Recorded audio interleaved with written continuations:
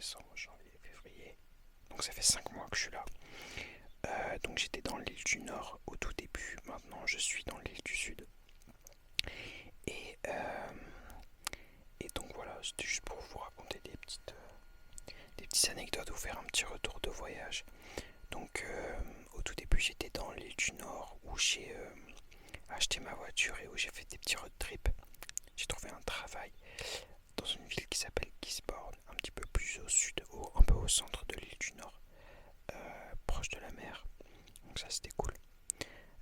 Pour me faire un petit peu plus de sous. Donc voilà, c'était une ambiance assez sympa. Première anecdote, c'est que moi je suis venu en Nouvelle-Zélande à la base en me disant on va partir loin de la France, rencontrer d'autres cultures, tout ça. Je veux plus voir de français pendant je sais pas combien de temps. J'arrive dans la maison qui nous sert de maison pour vivre pendant qu'on va travailler dans les champs. Que des Français, en tout cas que des francophones, que des gens qui parlent français, que des Belges, des Français. Et il y avait je crois un Allemand et un British quoi en gros. Donc voilà, je suis en train de, je suis matrixé par mon double menton que je vois depuis tout à l'heure. Je mange pas très bien depuis que je suis dans ce pays malheureusement. Comme j'ai pas trop de cuisine et que en fait j'ai un réchaud. Mais dès qu'il y a du vent ou de la pluie, c'est un peu compliqué de faire à manger dehors. Attendez, je vous montre rapidement le camp dans lequel je suis. Donc là, je suis dans un free camp en fait. Donc là, bon, je sais pas si vous allez voir, mais vous voyez, il y a tous les autres trucs. Je suis dans ma voiture. Vous avez vu, il y a toutes les voitures autour de moi. Donc voilà, c'est super sympa. L'ambiance est trop cool. Voilà, qu'est-ce que je vous disais? Je me suis perdu moi du coup. Bon bref, je travaillais dans ces kiwis. Voilà, après je voulais faire une superbe randonnée qui s'appelle Tongariro Alpine Crossing, qui est vraiment... En fait, j'aime pas que vous voyez mon double menton. En fait, il avait que pleuvoir pendant une semaine que de la pluie tout le temps. C'était assez... Mais on voit de baisser mon double menton, frère. Pardon. Il va falloir qu'on se remette au sport en rentrant en France. Du coup, je me force à rester comme ça. Putain. Bon, bref. Donc j'ai fait le Tongariro. Ah oui, mais attendez, mais vous avez pas capté, je me suis rasé en fait les cheveux. Dans la vidéo d'avant, j'avais les cheveux bouclés et tout. Et en fait, à la fin du taf, je me suis rasé les cheveux au complet parce que je me suis dit, bon, ça risque d'être complet de se laver tout le temps et de sécher à l'air libre. Parce qu'en fait, ce que je fais pour me laver, est-ce qu'on voit? Vous voyez le bidon là? Ça, c'est un bidon d'eau à la base que normalement tu sers pour la cuisine et tout. Moi, comme je mange assez mal et tout, je l'utilise, mais je l'utilise aussi pour me doucher. Donc je mets de l'eau dans de la casserole. Et puis je me douche, j'attends qu'il fasse nuit pour que personne ne me voie. Et puis je me douche comme ça, je me mouille de partout. Je frotte avec du savon, je remouille, je me sèche, je me change. Et hop là, je dors comme ça. Mais du coup, avec des cheveux longs, ça aurait été un peu chiant pour me laver les cheveux et tout. Alors que là, c'est plus simple. En 2 secondes, mes cheveux ils sont... Bon, du coup, j'ai une coupe un peu de con. Ça rendait un petit peu mieux. Quand je me suis rasé au début, ça faisait un peu bandit. Là, ça fait un peu garçon de 12 ans qui sait pas se coiffer, quoi. Mais bref, je parlais de Tongariro à la base. Tongariro Alpine Crossing, qui est une superbe randonnée. Je vous mets une image. Voilà, c'est alors, 2 infos. C'est là où... Enfin, c'est ce qui a inspiré, là où a été tourné Le Seigneur des Anneaux pour la montagne du destin, où se trouve Sauron, où a été forgé l'anneau, je crois. Ça se trouve, je raconte n'importe quoi, j'ai pas encore revu les films. On va se faire un petit marathon du week-end. Au retour en France, ça va être pas mal. Mais donc voilà. Je suis trop content de refaire une vidéo, putain, je vous jure, ça me manque trop, j'ai trop hâte de revenir pour refaire des vidéos. Bon, je me perds dans mes explications. Donc le Tongariro Alpine Crossing. Oui, il a fait que pleuvoir pendant une semaine, donc je n'ai pas pu faire cette magnifique randonnée. Enfin, j'ai pu, mais j'ai dû la reporter et ça a été horrible. Et sachez que j'ai entendu il n'y a pas longtemps, d'après les locaux, donc les gens qui vivent en Nouvelle-Zélande, ce serait le pire été depuis 10 ans. Voilà. Donc quand on sait que peut-être le seul avantage, enfin le seul, comment dire, la seule raison pour laquelle tu viendras en Nouvelle-Zélande, c'est pour voir ces paysages. Quand il fait que pleuvoir et que tu peux pas voir les paysages, c'est un petit peu chiant. Donc le début de mon voyage après les kiwis, ça a été un peu la catastrophe parce que ça a été que de la pluie. Une fois que j'ai fait Tongariro, j'ai roulé direct à Wellington, qui est la capitale, qui se trouve au sud de l'île du Nord. J'ai attendu un petit peu, c'était trop bien ces moments-là. Ceux qui me suivent sur Insta, vous savez, je suis allé voir Avatar au cinéma à Wellington. Ça m'a fait du bien de retrouver le cinéma parce que en fait il se passe rien sur cette île. J'ai eu pas mal de moments où j'étais un peu en burn-out de l'île parce que en fait en Nouvelle-Zélande t'as rien. Tu ne peux rien faire à part voir les paysages. Et sauf que moi j'étais en manque de, je sais pas, de culture. Il n'y a que dans les grandes villes que tu vas voir des librairies. Enfin bref. Du coup là dites-vous, j'étais à Nelson. Nelson c'est la première grosse ville de l'île du Sud. Je suis allé 2 fois au cinéma dans la même journée. Je suis allé voir Marty Suprême et je suis allé voir The Housemaid. Les deux. Non, Marty Suprême c'était quand même bien, mais je trouve un peu surcoté par rapport au bruit qu'on en fait. Et, euh, et The Housemaid c'était vraiment pas fou. J'ai lu le livre. Le livre est sympa. Il se lira hyper rapidement. Enfin moi je me suis fait happer par le truc. Je l'ai lu en une semaine le machin.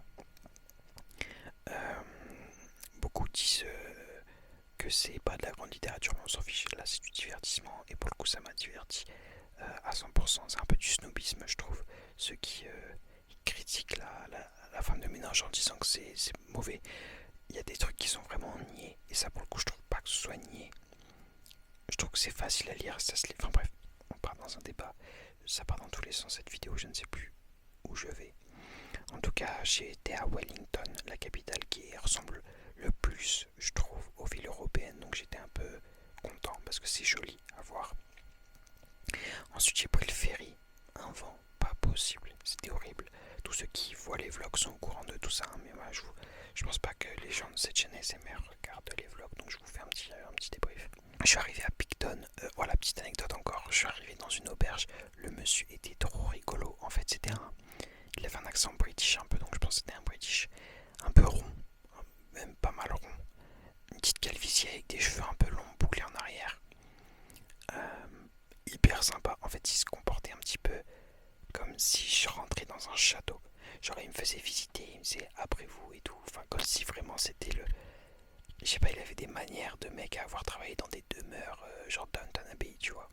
Alors qu'on était vraiment dans une auberge de jeunesse où il n'y avait même pas de chambre. C'était vraiment un gigantesque dortoir avec des rideaux pour séparer les gens. Enfin bref. Donc voilà, ça c'était assez rigolo. Ensuite, j'ai repris la route. Je suis descendu au lac Tekapo, qui était magnifique. Bon, il faisait pas beau la première fois où je suis arrivé, mais après, j'y suis retourné, c'était magnifique. Le mont Cook, qui était aussi magnifique. Encore une petite anecdote.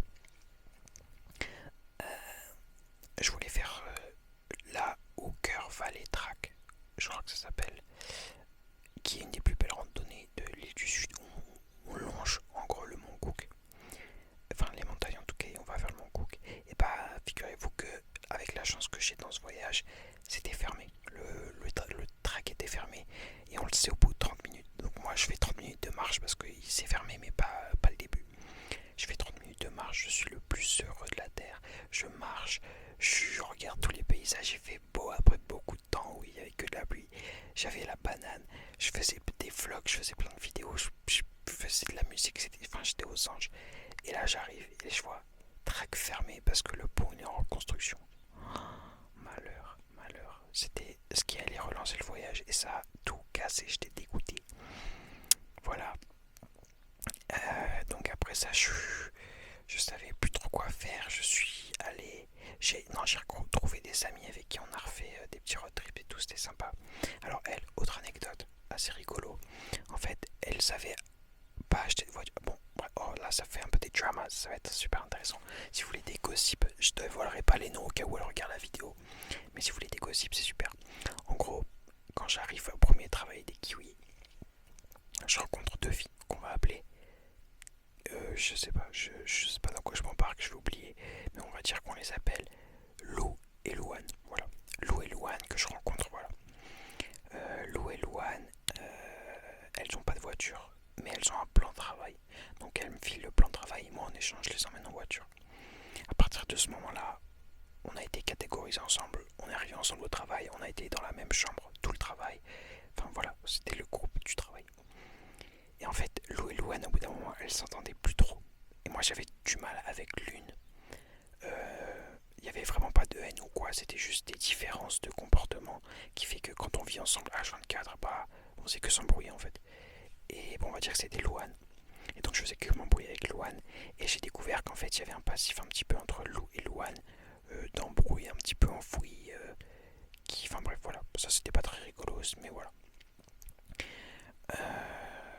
Donc ensuite on a eu une troisième de leurs potes qui est arrivée, qu'on va appeler Louise. Louise. Louise, elle arrive et ça, elle est un peu folle, donc ça rajoute un peu de légèreté dans le groupe et tout, c'est rigolo. Mais au bout d'un moment, je sais tellement que m'embrouiller avec Louane qu'elle a décidé de partir.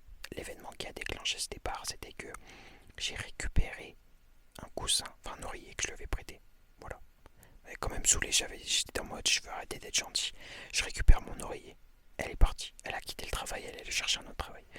Donc voilà, donc je me suis retrouvé avec Lou et Louise qui ont décidé au final de s'acheter une voiture. Donc elles ont acheté une voiture qu'elles ont appelée Hiroshima. Voilà. C'est assez rigolo quand on sait le sort que la voiture va avoir un peu plus tard.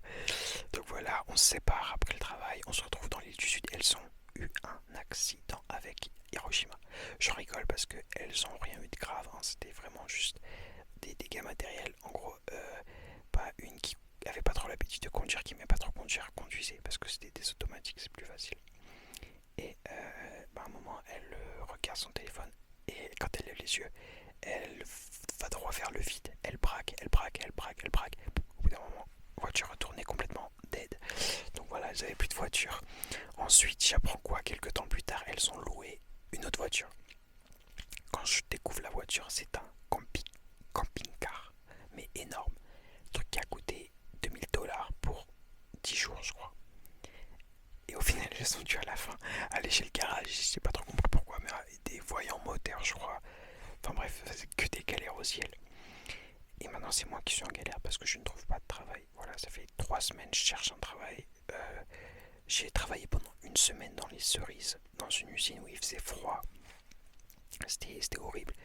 Mais en fait, t'avais toutes les cerises qui défilaient et moi je devais les trier, tu vois. On était par groupe. En fait, on avait souvent les mêmes postes. Là, il n'y avait que des Asiates et que des Latinos et vite fait des Espagnols. Il n'y avait pas de Français. Et donc, en gros, on avait des postes. T'avais celui qui attendait le long du rouleau et qui triait un petit peu, qui faisait un pré-tri pour celui qui recevait les cerises. Et celui qui recevait les cerises devait faire le vrai tri et remplir des paquets. Une fois qu'il atteignait 2 kilos, il devait le donner au troisième poste qui s'occupait de emballer les paquets et de le mettre sur le tapis roulant. Voilà, si je dois faire une tier list des postes, le mieux c'était d'être au paquet parce que tu foutais rien en fait. En attendant entre chaque paquet, tu faisais rien.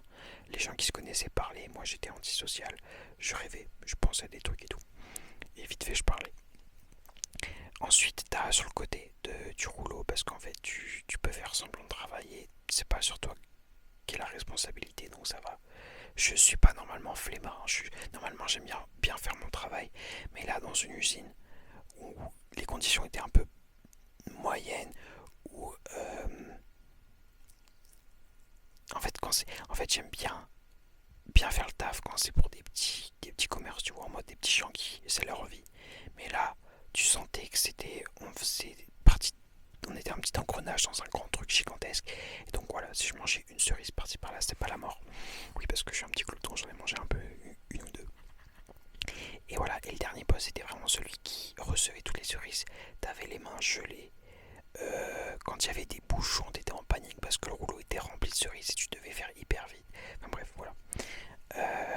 Et en fait, je pensais que je pouvais faire ça hyper longtemps. C'était à Cromwell, dans le milieu de l'île du Sud. Et ben en fait, non, je pouvais pas. Parce que c'était la fin des cerises. Donc au final, malheureusement, ça s'est écourté. Et j'ai dû arrêter ce job au bout d'une semaine. Et maintenant, depuis, je ne sais pas quoi faire. Donc là, je me suis installé près de Twizel. Donc c'est près du lac Tekapo. Et j'ai trouvé un spot à côté du lac où l'eau est bleue, mais c'est magnifique et où il n'y a personne.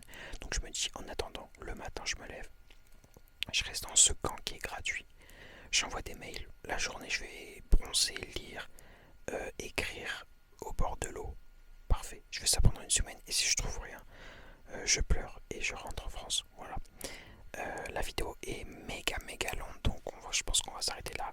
Dites-moi si ça vous plaît ces petites anecdotes de voyage, si vous voulez d'autres trucs. On va reprendre les formats classiques quand on rentrera en France. J'en ai déjà plein de près des vidéos, j'ai trop hâte de rentrer et de vous les faire. Mais bref, voilà, j'espère que la vidéo vous a plu. Il commence à se faire tard. Je vous dis à très bientôt. C'était Monsieur H pour vous relaxer.